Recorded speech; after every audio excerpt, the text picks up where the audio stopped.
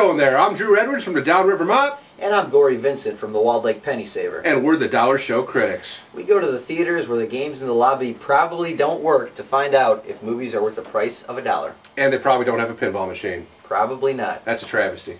Sure is. This week's Dollar Show is a remake of the 50s sci-fi classic The Day the Earth Stood Still. This one stars Keanu Reeves, and a better title might have been The Hour and 45 Minutes That My Watch Stood Still. Keanu stars as Klaatu, an alien, emotionless alien being from another world, which is a perfect role for Keanu Reeves, by the way. Nobody does emotionless in a suit better than Keanu Reeves. He stars as Klaatu, who arrives to Earth in a glowing orb that descends upon Earth and lands right in Central Park. Jennifer Connelly plays one of the scientists recruited by the U.S. military to deal with this. I'm guessing they picked her because she's the hottest astrophysicist they can find. Check out the Astro on that biologist. I did a couple times. What I'm saying? I mean, there are so many problems with this movie, I don't even know where to start. The special effects are cheesy. The plot makes no logical sense at all. It's poorly edited. I mean, we get shots. Oh, by the way, there's a bad robotic alien named Gort that also comes in the glowing orb with Keanu.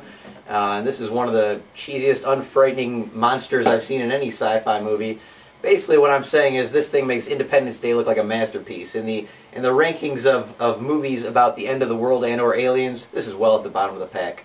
Well, at the bottom of the pack. The plot made no sense. The acting was unbelievable. The special effects, hit or miss. Hit or miss. Some of them were okay. Yeah, some of them were okay, but for the most part, it was crap. And who's Will Smith's kid? Oh yes, Jaden Smith. I'm sorry, I left him out of the cast. He plays. It's easy to leave him out of the cast. I would have rather they let him out of the cast because he added completely nothing except for irritation for me.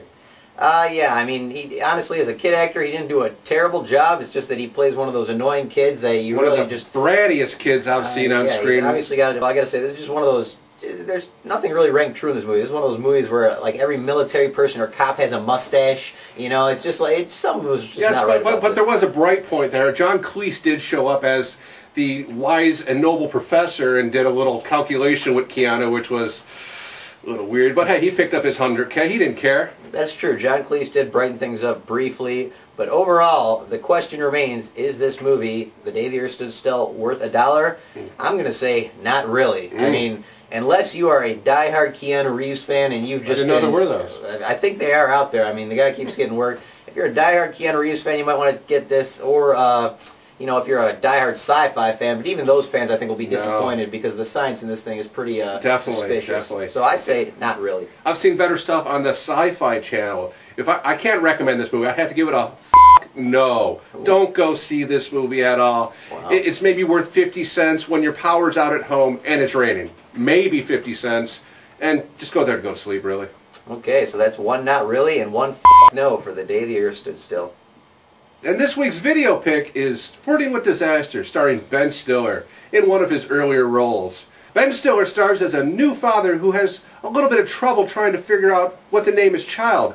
And he figures that this goes back to him being adopted, so he goes back to try to find his adoptive parents. Meanwhile, his adoptive parents, played by George Segal and Mary Tyler Moore, in both great roles there. I love both of them. They kind of help him out with it, and they kind of don't. But they both play great roles. And playing a social worker trying to help Stiller is Tay Leone. And she's looking pretty hot back in this movie, I'd have to say. And they go cross-country trying to find Stiller's parents, and hilarity ensues everywhere they go, basically. This is a great movie. If you have nothing to do else on a rainy day, I'd say you go out and rent this movie. Yeah, Drew, I agree with you. I actually like this movie a lot. This is one of my favorite comedies of all time.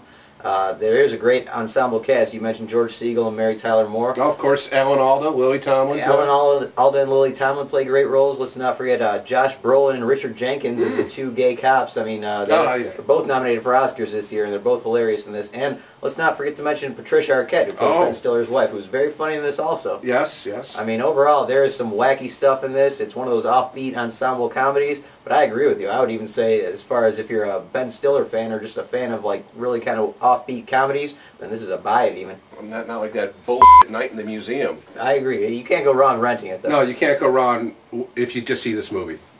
And we'll be back next week with another movie and another DVD pick. Until then, we're the Dollar Show Critics. We'll see you. So yeah, man, Flirting with Disaster. Only a renter, really? I think It's a good movie, but I think it's just not at that plateau. I think it's better than Something About Mary. Yeah. Oh,